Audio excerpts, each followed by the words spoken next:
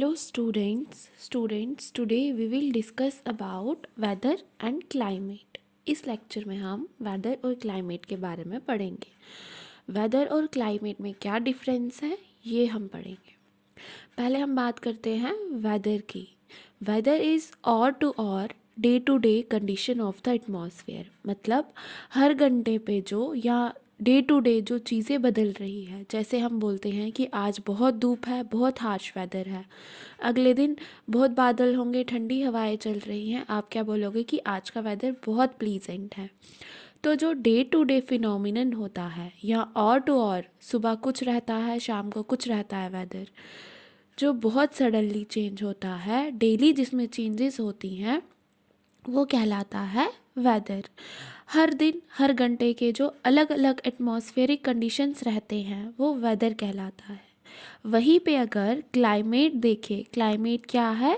The average weather condition of a place for a long period of time represents the climate. अब जैसे आप मान लो desert में है, डेजर्ट में ये तय है कि वेदर हमेशा हार्श रहेगा, ब्राइट सनशाइन रहेगी, गर्मी लगेगी ही लगेगी। वैसे ऐसा वेदर रहेगा, हो सकता है कभी गर्मी हो, कभी ज़्यादा हो, लेकिन जो वहाँ का एवरेज वेदर कंडीशन है, जो किसी जगह की एवरेज वेदर कंडीशन है, वो कंडीशन उस जगह का क्लाइमेट को बनाती है। जैसे हॉट और ह्यूमिड वेदर, तो किसी दिन हॉट ह्यूमिड हो सकता है, किसी दिन प्लीजेंट ब्रीजी वेदर होगा, हवाएं चलेंगी। तो ये हर दिन बदल सकता है। लेकिन क्लाइमेट जो है, जैसे climatic conditions in Sahara desert, तो वहाँ का क्लाइमेटिक कंडीशंस कैसा है कि वहाँ पे ब्रीज भी चल सकती है, हॉट ह्यूमिड बहुत ज़्यादा हो सकता है, नॉर्मली वहाँ पे गर्मी ही होगी। जैसे क्लाइमेटिक कंडीशंस इन अंटार्कटिका, तो सहारा और अंटार्कटिका के क्लाइमेट में ज़मीन आसमान का फ़र्क है। अंटार्कटिका में हमेशा कोल्ड रहेगा, बर्फ़ जमी रहेगी, और सहारा में गर्मी रहेगी। तो क्लाइमेट क्या है कि एक लंबे समय तक जैसा वेदर वहाँ रहता है वो उस जगह का क्लाइमेट बनाएगा। और वेदर क्या है? डेली चेंज होता है, हर घंटे चेंज होता है। वेदर और क्लाइमेट जो है वो बहुत सारे फैक्टर्स से इन्फ्लुएंस होता है, जिसमें से एक फैक्टर है टेम्परेचर। टेम्परेचर, कहाँ कैसा वेदर, कहाँ कैसा क्लाइमेट होता है, ये कुछ फैक्टर्स पे डिपेंड होता है। उसमें फैक्टर्स में से एक इम्पॉर्टेंट फैक्टर है टेम्परेचर। अब टेम्परेचर किस तरह से क्लाइमेट और वेदर फिनोमिनन को इन्फ्लुएंस करता है?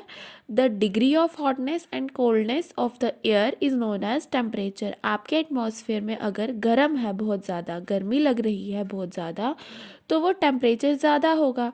अगर मान लो टेम्परेचर कम होगा, तो degree of hotness and coldness, कितना गर्म कितना ठंडा है, कितना ठंड है एटमॉस्फेयर, ठंडा एटमॉस्फेयर, वो होता है टेम्परेचर, जिसे आप मेज़र कर लेते हो।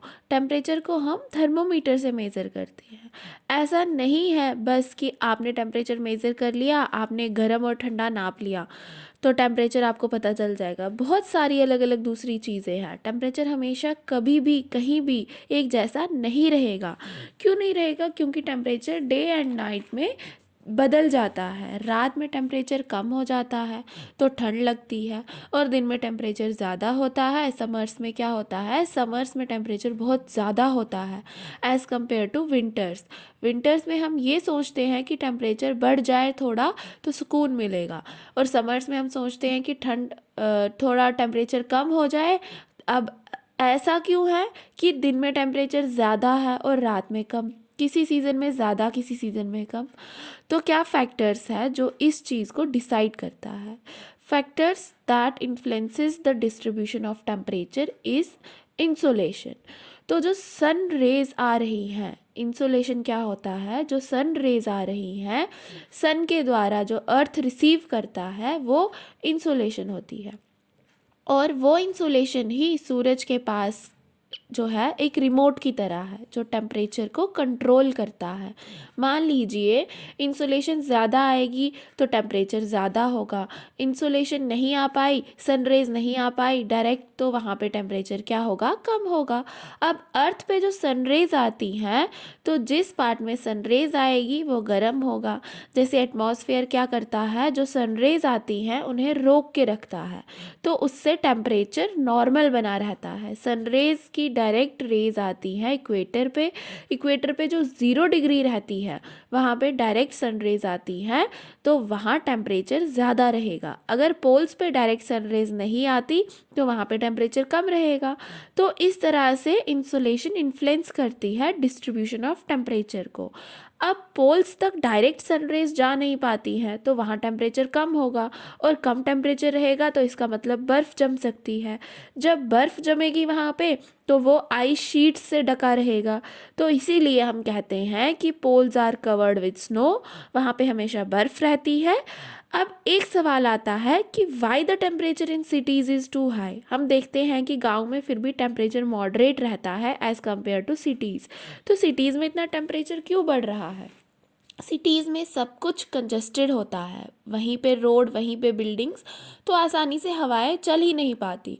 तो उसके चलते भी हीट ट्रैप जो हो जाती है बिल्डिंग्स में। सब कुछ कंक्रीट से बना होता है, सीमेंट से बिल्डिंग्स बनी होती हैं, और वो बिल्डिंग्स जो हीट आती है उसे स्टोर कर लेती है, तो उसकी वजह से टेम्परेचर तेज़ी से बढ़ने लगता है। पेड़ इतने नहीं होते हैं शहरों में, तो उसके कारण भी टेम्परेचर ज़्यादा होता है सिटीज़ में। तो इक्वेटर के पास जितने भी देश हैं, जैसे ब्राज़ील, अफ्रीका के कुछ देश, तो इक्वेटर पे जितने भी वहाँ पे इक्वेटर के पास जितनी भी जगहें हैं वहाँ की क्लाइमेटिक कंडीशंस हॉट ही रहेंगी, वहाँ पे टेम्परेचर ज़्यादा है। और अगर अंटार्कटिका की क्लाइमेटिक कंडीशंस देखी जाए तो वो ठंडी होगी, क्योंकि वहाँ पे टेम्परेचर कम है। उसके बाद नेक्स्ट कुछ फैक्टर्स हैं जो वेदर क्लाइमेट को इन्फ्लुएंस करते हैं, उनके बारे में हम नेक्स्ट लेक्चर्स में पढ़ेंगे।